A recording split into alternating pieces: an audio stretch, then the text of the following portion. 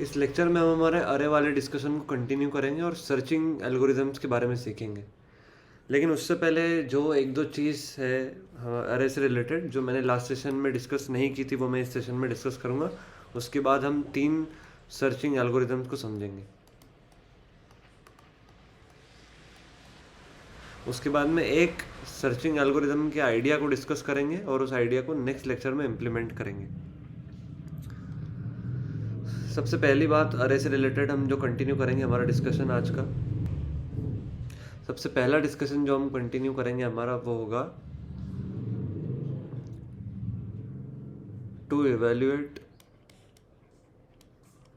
If all numbers in an अरे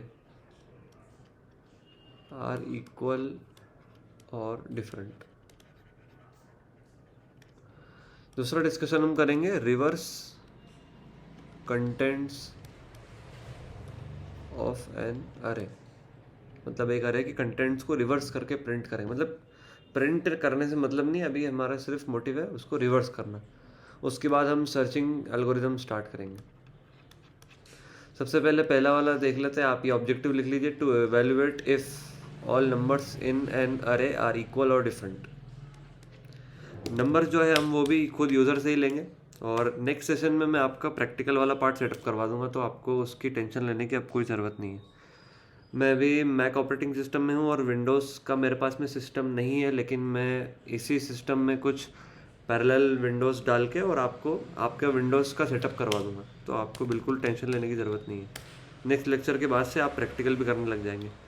एक छोटा सा डाउट था मेरे मन में, जो आप लोगों को, आप सब जो पूरी कम्युनिटी में उन सबको क्लियर होना चाहिए कि कोई भी टर्बो सी या टर्बो C++ यूज़ ना करें। वो जो उसमें जो टेक्नोलॉजीज यूज़ होती है, उसमें जो कंपाइलर्स यूज़ होते हैं वो अब ओल्ड हो चुके हैं और उनका इंडस्ट्री लेवल पे कोई काम नहीं होता है। उनमें कुछ इनबिल्ट फंक्शंस होते हैं, इनबिल्ट हेडर फाइल्स होती है जैसे conio.h, और उनके कुछ फंक्शंस होते हैं get.ch, ऐसे कुछ फंक्शंस और ऐसी कुछ चीज़ों का उसमें यूज़ होता है जो कि इंडस्ट्री लेवल पे यूज़ बिल्कुल भी नहीं होता है। इसलिए मेरी रिकमेंडेशन में आप VS कोड पर ही कोड करें, अगर कभी करें तो वो भी मैं आपको नेक्स्ट सेशन में सेटअप करके बता दूंगा।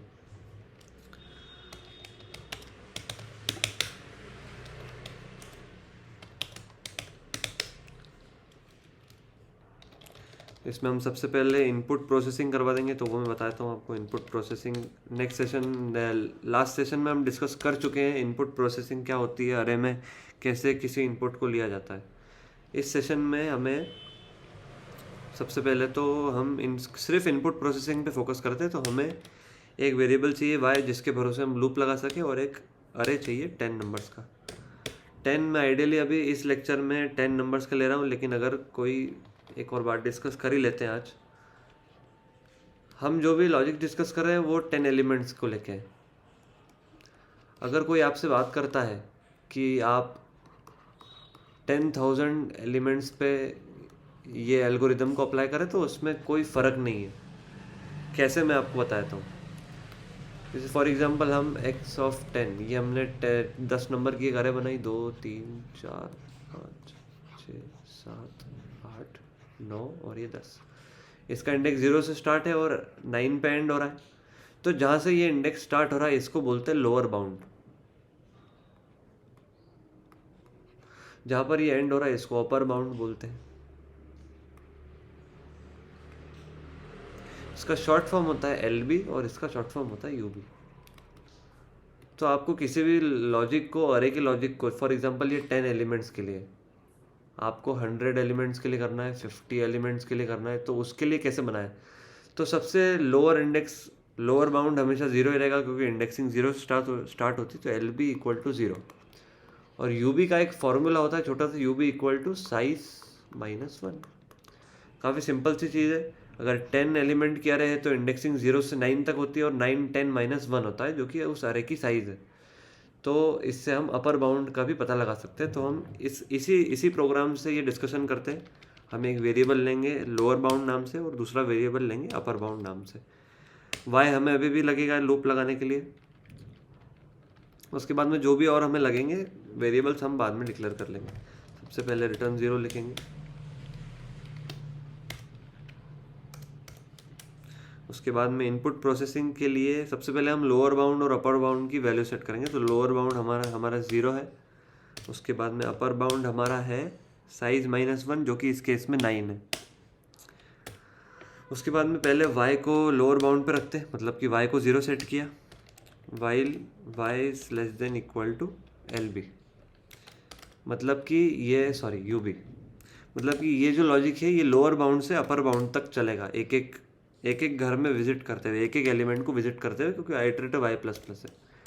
फर्स्ट एलिमेंट में हम लेंगे यहाँ पर, फर्स्ट एलिमेंट बोल रहा हूँ, यहाँ पर हम इनपुट प्रोसेसिंग करें तो सबसे पहले तो प्रिंट करवा देंगे एंटर अ नंबर, ताकि यूज़र को पता चले कि अब उसको एक नंबर एंटर करना है, कन्फ्यूजन नहीं हो। स्कैनफ से हम वो जो वैल्यू एंटर करेगा यूज़र उसको स्टोर करा लेंगे x ऑफ y में, मतलब कि yth एलिमेंट में, जो भी उस लूप के हिसाब से yth एलिमेंट होगा। ये बिल्कुल सक्सेसफुली वर्क करेगा। इसमें मैं आपको अलग से रन करके नहीं बताऊंगा, फाइनली जो हम हमारे लॉजिक के हिसाब से रन करेंगे उसी के साथ में आपको पता चल जाएगा कि ये वाला जो लॉजिक है ये बिल्कुल परफेक्ट है। इसमें और पिछले सेशन वाले लॉजिक में ज़्यादा फर्क नहीं है। इसमें सिर्फ हमने 2 नए वेरिएबल्स इंट्रोड्यूस करे जो कि एक अरे की बेसिक थ्योरी होती है।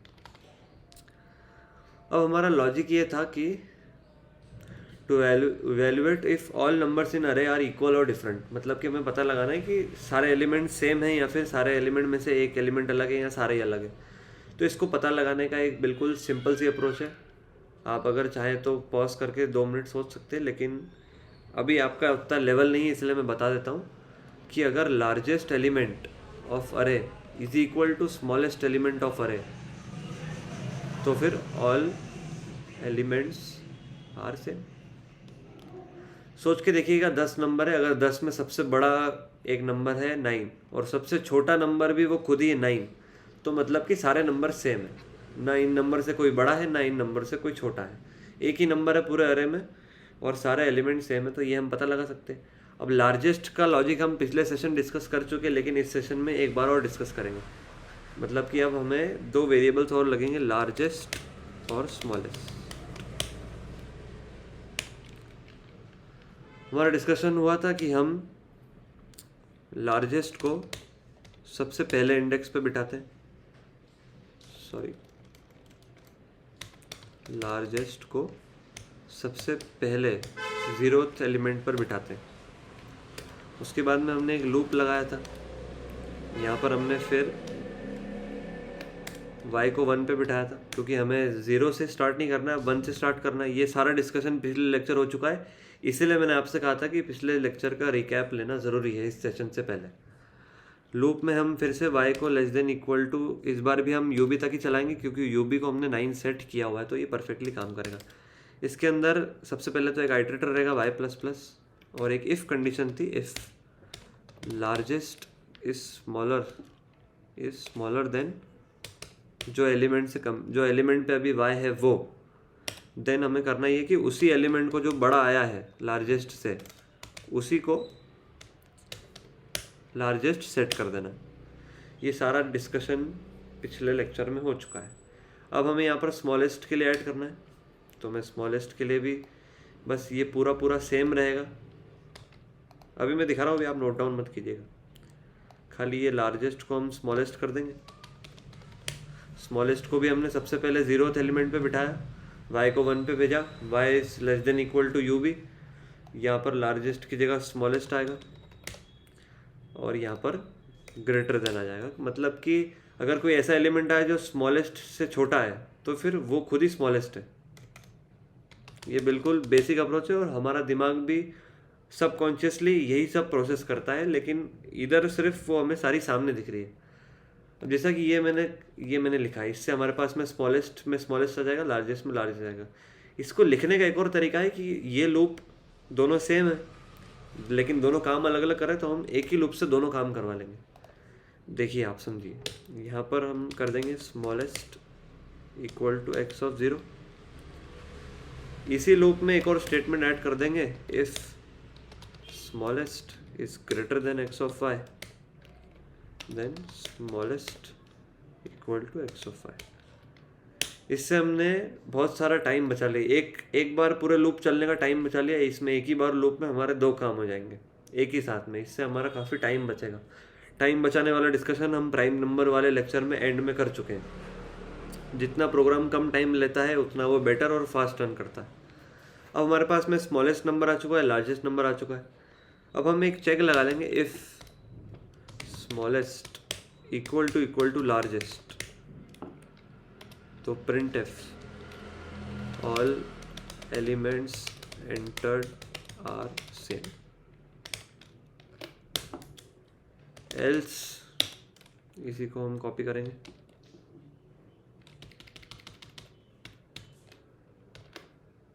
सॉरी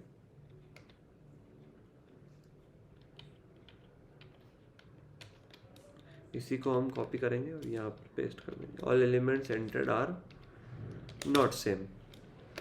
ठीक है, इसको सेव करके एक बार रन करके देखते हैं। अभी आपको थोड़ा कॉम्प्लेक्स लग रहा होगा लेकिन काफ़ी सिंपल प्रोग्राम है, इसमें कोई बड़ी बात नहीं है।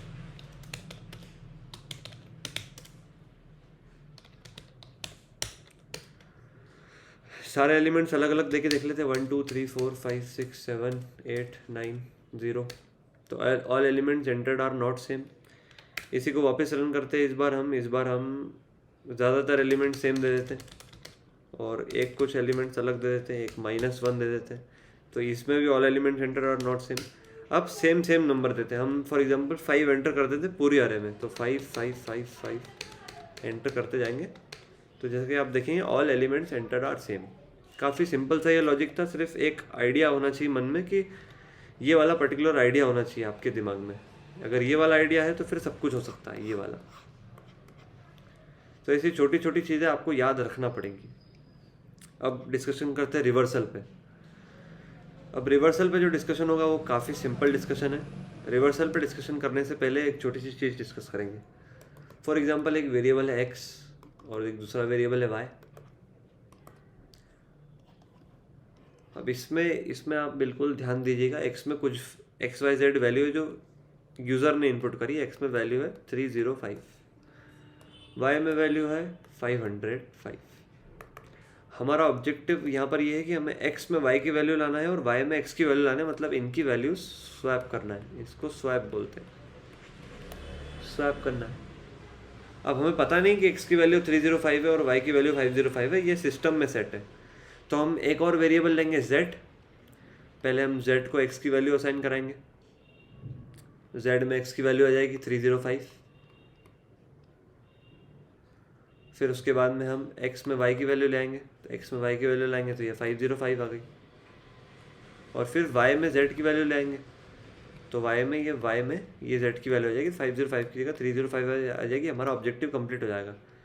अब आपके दिमाग में एक अप्रोच आ रही होगी कि z की ज़रूरत क्या है, डायरेक्ट x = y कर सकते हैं। तो x = y जैसे ही करेंगे तो x की वैल्यू भी 505 हो गई, y की वैल्यू तो ऑलरेडी 505 है। तो इससे जो 305 वैल्यू थी x के अंदर 305 थी, 505 सेट होते से अब वो लॉस्ट हो चुकी है, वो y में अब कभी आ ही नहीं सकती। इसीलिए इस कारण हमें एक एक्स्ट्रा वेरिएबल लगता है, इसको हम बोलते हैं टेम्पररी वेरिएबल। Temporary variable. और इस टेम्पररी वेरिएबल को मैं हमेशा पसंद करता हूँ कि मैं इसको TMP नाम दूँ। इस वेरिएबल का नाम मैं हमेशा TMP ही लेता हूँ हर केस में, उससे कन्फ्यूजन अवॉइड होता है। तो इससे हम एक वेरिएबल का डाटा दूसरे वेरिएबल ला सकते हैं, तीसरा वेरिएबल यूज़ कर। अब इसका यूज़ क्या है ये धीरे धीरे आप प्रोग्राम के थ्रू समझेंगे। अब हमारा ऑब्जेक्टिव है कि हमें रिवर्स करना है अरे के कंटेंट्स को। तो डायरेक्ट रन करते हैं कोड पे। मैं जल्दी से पूरा टाइप कर दूंगा आपके लिए। इनपुट प्रोसेसिंग तक तो कोड सेम ही रहेगा, उसमें कोई बड़ी बात नहीं है। Include stdio.h।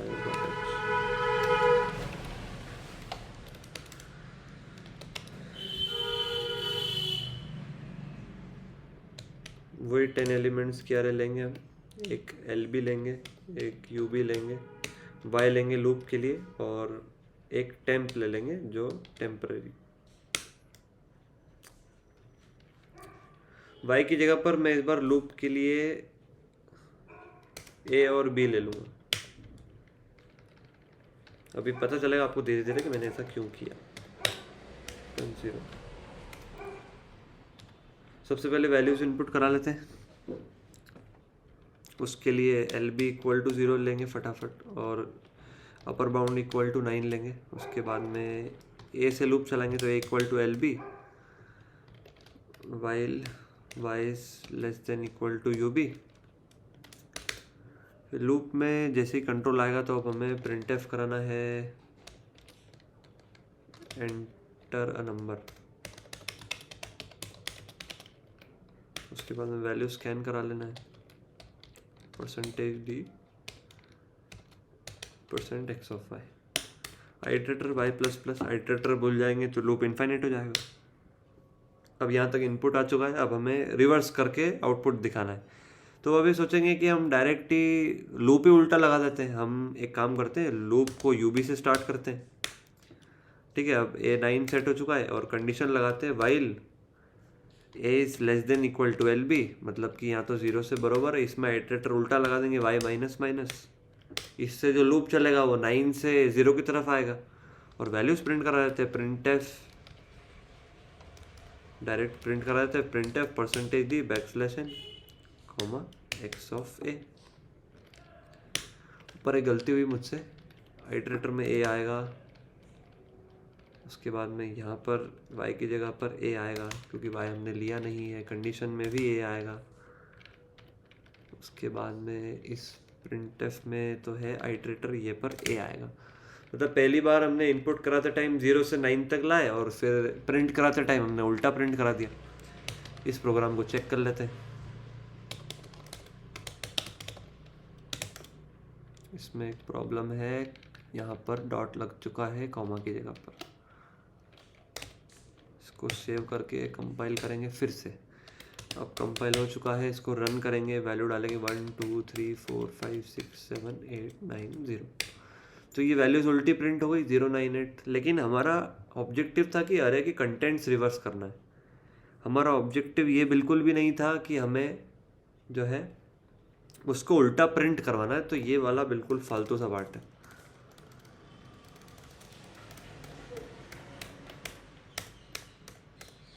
अब यहाँ पर हमें कुछ और सोचना पड़ेगा। यहाँ पर पिक्चर सामने आएगी स्वैपिंग की। स्वैपिंग क्या होती है? फॉर एग्जांपल एक ये 10 4 5 6 7 8 9 10 0 और ये 9 1 2 3 4 5 6 7 8। अब हमें रिवर्स करने के लिए करना ये कि 9 का डेटा 0 पे लाना है, 0 का डेटा 9 पे ले आना है, 8 का डेटा 1 पे लाना है, 1 का डेटा 8 पे ले जाना है, 7 का डेटा 2 पे लाना है, 2 का डेटा 7 पे ले जाना है। ऐसे करके हमें स्वैपिंग करनी है। स्वैपिंग में यही वाला लॉजिक काम आएगा जो हमने यहाँ पर वेरिएबल के थ्रू समझा था। अब हम इसको कोड के थ्रू समझते कि हमें क्या करना है। तो जैसे कि हमारा अरे है 10 एलिमेंट का, 4 5 6 7 8 9 10। ये हमारा एल बी है और ये हमारा यू बी है। कितने नंबर ऑफ एलिमेंट है अभी हम वो भूल जाते हैं, हम जेनरिक बात करते हैं। मान लीजिए कि यहाँ पर 1 करोड़ एलिमेंट है, हम ऐसा अज्यूम करते हैं। अब हम बात करते हैं कि पहले हमें आप इसको रिवर्स करना है। पूरी 1 करोड़ एलिमेंट कह रहे हैं, आप ये भूल जाए कि अभी यहाँ पर 10 एलिमेंट है। तो हमें पहले ए को हम बिठा देंगे एल बी पे, बी को बिठा देंगे यू बी पे। ठीक है, बिल्कुल बेसिक सी अप्रोच है। आइटरेटर हम ऐसा लगाएंगे कि ए आगे बढ़ेगा और बी पीछे आएगा। ठीक है, मतलब कि ये अपना काम करने के बाद एक आगे बढ़ जाएगा, ये अपना काम करने के बाद एक पीछे आ जाएगा। ये रहे इन दोनों के आइटरेटर। सॉरी, यहाँ पर भी माइनस माइनस आगे आएगा। ये फिर अपना काम करेंगे इस वाले पॉइंट पे, फिर ये आगे आ जाएंगे एक दूसरे के पास में। एक कोई ऐसा पॉइंट आएगा बीच में कि जहाँ पर बी जो है वो ए से छोटा हो जाएगा और ए चलते चलते बी से बड़ा हो जाएगा। तो मतलब कि ये जो लूप है ये चलेगा जब तक कि जो ए है वो बी से छोटा है। जैसे ही ए बी से बड़ा हुआ या ए बी के इक्वल हुआ, ये लूप बंद हो जाएगा। इसके अंदर 2 आइटरेटर रहेंगे, ए प्लस प्लस और बी माइनस माइनस। काफ़ी सिंपल सी अप्रोच है। हमने ए को यहाँ पर बिठाया लोअर बाउंड पे, बी को यहाँ पर बिठाया, इन दोनों की स्वैपिंग कराई, दोनों को एक एक करीब ले आए, मतलब कि ए को आगे बढ़ाया और बी को पीछे लाए। ऐसे आते आते एक पॉइंट ऐसा आएगा कि ए बी से आगे निकल जाएगा और बी ए से पीछे आ जाएगा, या फिर दोनों एक ही पे आ जाएंगे। मतलब कि उस पॉइंट पे रिवर्सल हो चुका है। आगे के जो एलिमेंट्स है वो पीछे जा सकते हैं और पीछे के जो एलिमेंट्स है वो आगे आ चुके हैं। बिल्कुल आपको एक बार इस प्रोग्राम को वर्कआउट करके देखना पड़ेगा अच्छे से, अपने मन से ही कुछ इनपुट लीजिएगा और इसको वर्कआउट करके देखिएगा। यहाँ पर हम स्वैपिंग कर लेंगे। स्वैपिंग हम समझ चुके ऊपर जो हमने वेरिएबल्स में करी थी, इस बार हम स्वैपिंग के लिए ये लॉजिक यूज़ करेंगे। स्वैपिंग के लिए जो हमने टेम्प लिया हुआ है उसमें हम ए की वैल्यू ले लेंगे, मतलब कि एथ एलिमेंट की वैल्यू ले लेंगे।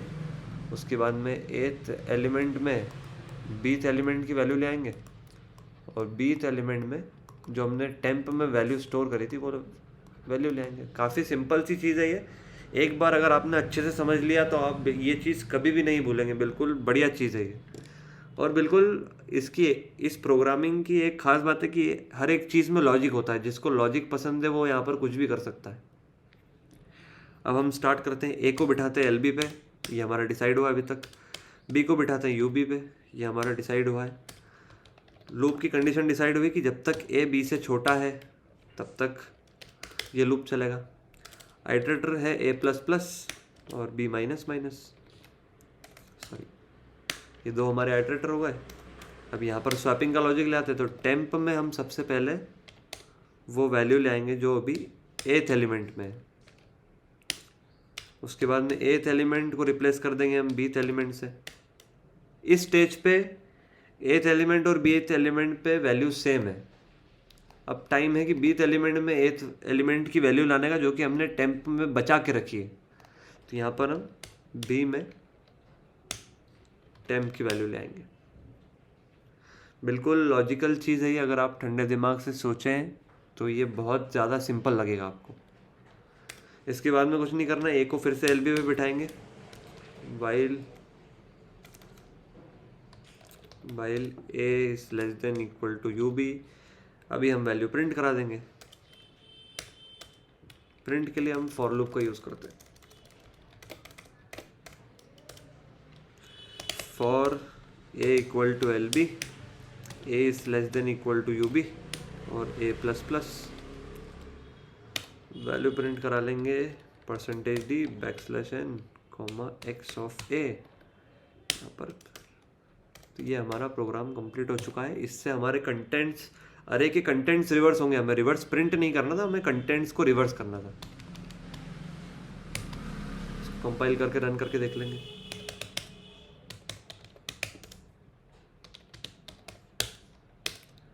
एंटर अ नंबर, तो हम डायरेक्ट हमारे जो बेसिक नंबर है वो एंटर करते हैं 1 से लेके 0 तक। 1 2 3 4 5 6 7 8 9 और 0।